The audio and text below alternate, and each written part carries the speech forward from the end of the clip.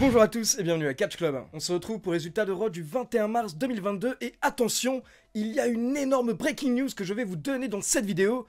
Vous êtes pas prêts les gars, vous êtes pas prêts. Donc c'est parti et hier soir le show démarre avec la musique de Stone Cold. Stone Cold.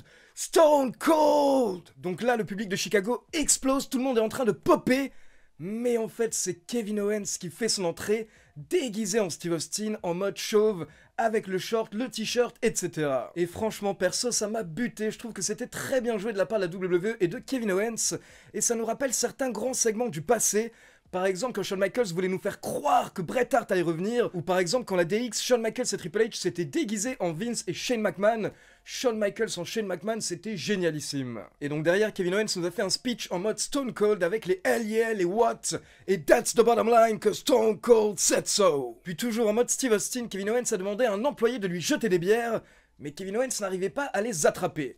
Donc au final, l'employé est monté sur le ring, il a donné une bière à Kevin Owens, et derrière Owens lui a porté un stunner. Puis Owens a fait genre il allait boire les deux bières en mode beer bash, mais au final il a pris les bières et il les a jetées en dehors du ring, donc manque de respect total envers Steve Austin et la bière. Et il faut savoir que pendant le segment de Kevin Owens, la musique de Steve Austin a à nouveau retenti une seconde fois, donc là la foule pensait que Steve Austin allait vraiment intervenir, mais encore une fois c'était une mauvaise blague de la part de Kevin Owens, donc vraiment très bien joué et le show démarre parfaitement. Derrière, on passe en coulisses et on a Kevin Patrick qui demande à Seth Rollins dans quel état d'esprit il est, sachant qu'il n'est toujours pas sur la carte de WrestleMania, et donc apparemment il ne sera pas à WrestleMania.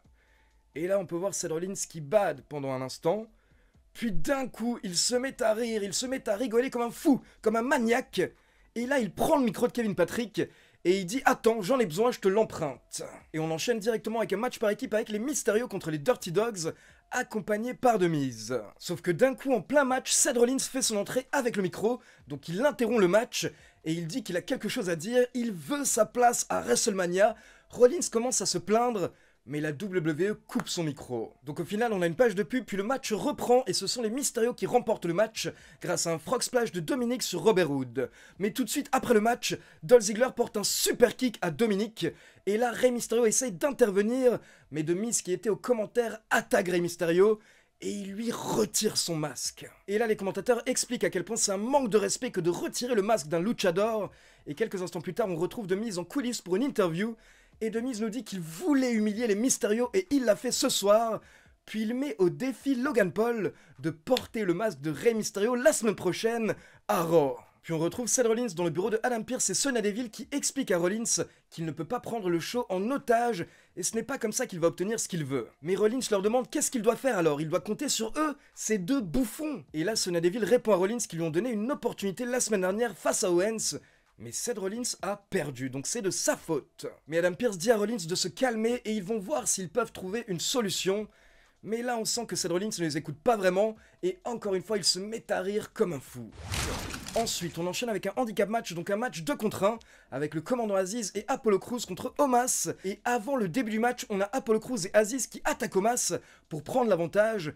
Mais au final ça n'a servi à rien car quand le match a démarré, Omos a repris le dessus et il a battu ses deux adversaires en moins de 3 minutes. Et après le match, Omos prend le micro pour nous dire qu'il est invaincu et inarrêtable. Et Omos demande qui a les balls de venir l'affronter, mais peu importe, car de toute manière, il les dominera. Et donc au passage, petite news, il faut savoir que hier, le média américain Fightful nous a annoncé qu'apparemment, Omos a bien un match prévu pour WrestleMania, et actuellement, le match prévu pour Omos à WrestleMania serait contre Bobby Lashley. Ensuite, on enchaîne avec le retour de AJ Styles qui, pour rappel, s'était fait violemment attaquer il y a 2 semaines par Edge. Et AJ Styles nous dit que le Pitbull est de retour. Le Pitbull que Edge voulait voir sera présent à WrestleMania. Mais AJ Styles précise qu'ils n'ont pas à attendre jusqu'à WrestleMania. Il veut se battre tout de suite ce soir contre Edge. Mais là, à la place, encore une fois, c'est Seth Rollins qui fait son entrée. Et pour info, hier soir, à chaque fois qu'on voyait Seth Rollins, la foule commençait à scander Cody. Et donc Seth Rollins monte sur le ring et il fait genre, il s'inquiète pour AJ Styles.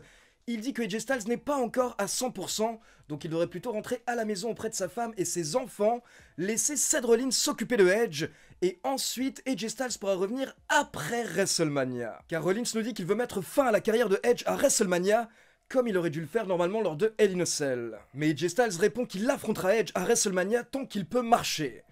Du coup là, Seth Rollins se demande s'il peut prendre la place de AJ Styles, si AJ Styles ne peut plus marcher. Mais AJ Styles ne se laisse pas faire, il dit que Rollins n'aura pas sa place, et à WrestleMania, AJ Styles va faire ce que Seth Rollins n'a pas pu faire, c'est-à-dire détruire Edge, et après WrestleMania, AJ Styles propose de relancer la rivalité Styles-Rollins. Mais là, d'un coup, nous avons Adam Pearce et Sonya Deville qui font leur entrée, et Adam Pearce dit qu'il va donner une dernière chance à Seth Rollins.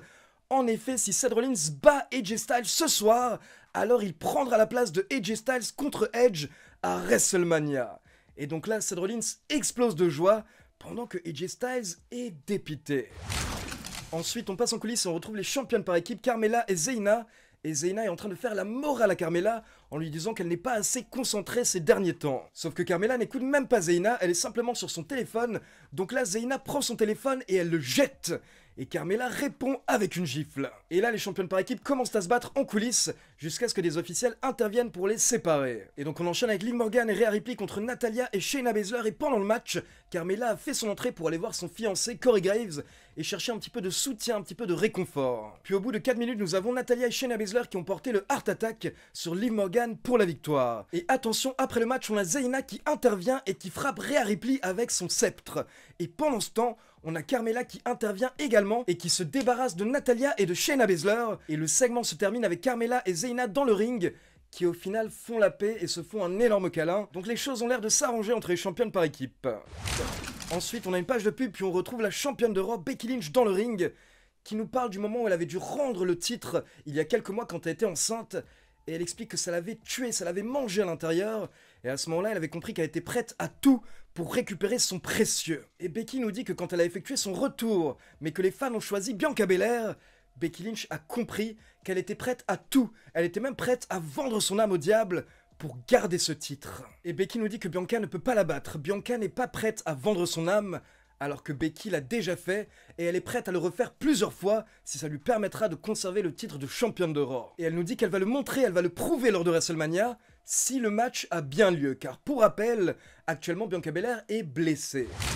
Ensuite, on passe en coulisses pour une petite interview de Austin Theory qui se moque de Pat McAfee et de Finn Balor, car justement on enchaîne avec Theory contre Balor. Sauf que pendant le match, Pat McAfee a fait son entrée pour venir à la table des commentateurs, et il est également intervenu plusieurs fois pour déconcentrer Austin Theory. Et au final, ces distractions ont permis à Finn Balor de porter un petit paquet pour la victoire. Et attention, on enchaîne avec la breaking news, quelque chose qu'on n'attendait plus, c'est incroyable.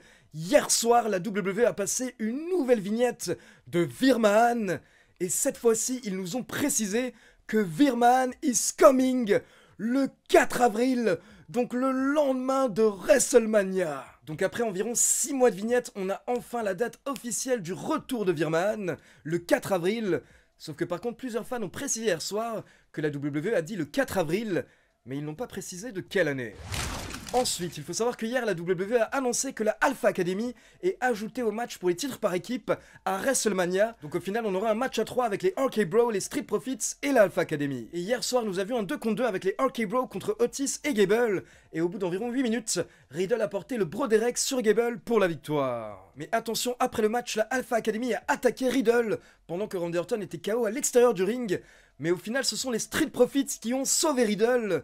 Et derrière, ils ont également attaqué Riddle. Riddle s'est pris un Spinebuster et un Frog Splash, et le segment s'est terminé avec les Street Profits qui pointent vers le logo de WrestleMania. Ensuite, on a le segment hebdomadaire 24/7, avec Dana Brooke et Reggie qui affrontent Tamina et Tozawa. Dana Brooke et Reggie ont facilement remporté le match, et après le match, Tozawa qui s'était pris un coup dans les balls a dû être porté par Tamina jusqu'au vestiaire. Donc bon, honnêtement, ces segments ne servent à rien, mais au moins, Tozawa nous fait un petit peu sourire.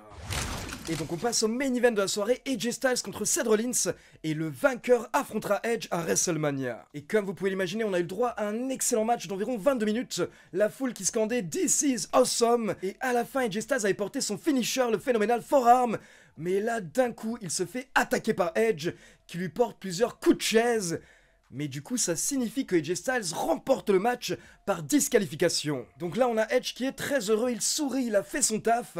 Mais par contre, la caméra nous montre Seth Rollins qui est dégoûté car c'était sa dernière chance d'avoir un match à WrestleMania. Du coup, Seth Rollins pète un câble et il commence à tout détruire autour du ring, la table des commentateurs, les poteaux, le décor, etc. Et attention, Rollins nous prévient que la semaine prochaine, Raw n'aura pas lieu tant qu'il n'aura pas son match à WrestleMania. Donc voilà, c'est tout pour les résultats de Raw. Maintenant, comme d'habitude, c'est à vous. N'hésitez pas à me laisser vos avis dans les commentaires. Dites-moi par exemple si vous avez kiffé le premier segment du show avec ce faux Steve Austin. Et comme d'habitude, n'oubliez pas de liker la vidéo, de vous abonner à la chaîne et de cliquer sur la petite cloche pour être informé de la sortie des prochaines vidéos. Ciao tout le monde!